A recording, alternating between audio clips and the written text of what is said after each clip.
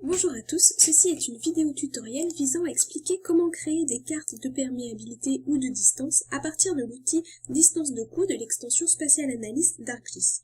Pour cet exemple, nous utilisons la version 10.2 d'ArcMap. Nous disposons de différentes cartes issues de différentes sources, donc ici une carte d'occupation de sol en polygone et une carte des routes en ligne. Notre but est d'associer ces différentes cartes en une seule carte afin de lancer la modélisation. Pour cela, nous allons devoir transformer les polylignes en polygones avec la création d'une zone tampon sur la couche des routes. Ici, la largeur de la zone tampon est estimée à 4 mètres. Et important, ne pas oublier de fusionner les différentes catégories afin de n'avoir qu'une seule ligne dans la table attributaire. Concernant la couche des types d'occupation de sol, que l'on verra mieux après une colorisation et un changement de la symbologie. Voilà.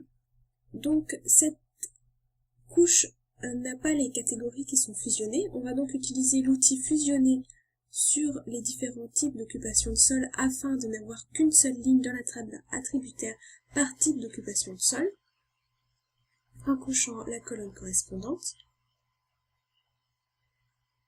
On va maintenant pouvoir empiler les différentes couches avec l'outil combiné, donc en rentrant nos deux cartes, et ainsi l'ordre peut être choisi. Et il est très important car comme nous faisons une rasterisation ensuite, les couches qui sont en haut de la liste se retrouveront au-dessus des autres lors de la rasterisation. Donc ici, nous mettons les routes au-dessus des types d'occupation de sol. On va maintenant ouvrir la table attributaire de cette couche combinée et créer un nouveau champ qui sera les coefficients de rugosité. Pour compléter la colonne, on va ouvrir une session de mise à jour en cliquant sur l'éditeur et ainsi pouvoir modifier la table attributaire directement. Donc on ajoute la couche route en indiquant et on va remplir les différents coefficients de rugosité que vous aurez choisis.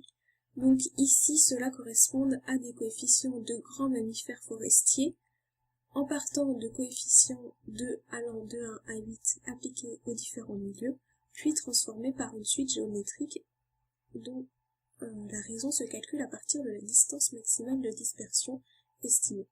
Donc remplissez avec les coefficients que vous avez. On va enregistrer les mises à jour et quitter la session de mise à jour.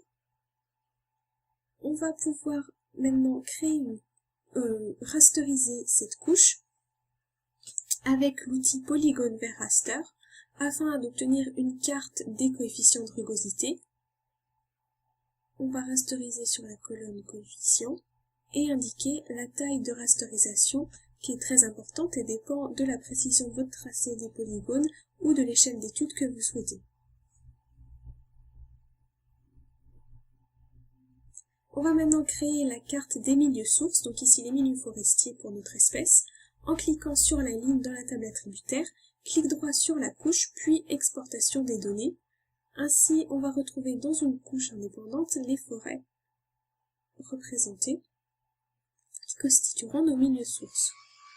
On va maintenant pouvoir utiliser dans Spatial Analyst Distance notre outil Distance de coût, dans lequel on va indiquer nos milieux sources qui sont ici notre couche forêt, notre raster de coût avec nos coefficients de rugosité et l'enregistrement de la couche distance qui nous intéresse ici. La distance maximale dépend de votre espèce et indiquez ici la distance maximale de dispersion que vous avez estimée en mètres.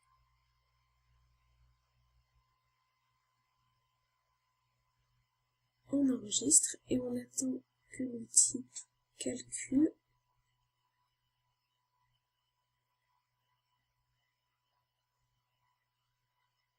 Ainsi, cet outil, à partir des milieux sources, va calculer jusqu'à quelle distance l'espèce va pouvoir disperser en additionnant les différents coûts rencontrés par l'espèce dans les différents pixels qu'elle va traverser.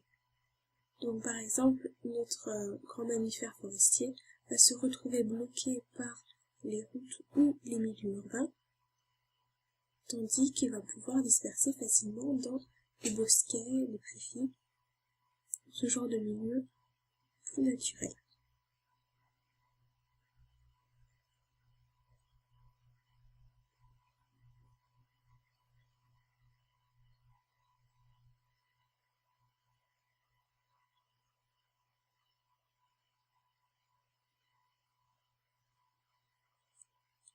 Voilà, donc la couche distance que l'on voit ici nous permet de voir qu'à partir des milieux sources, l'espèce peut disperser jusqu'aux limites bleues ici, mais bon, la symbologie peut être adaptée.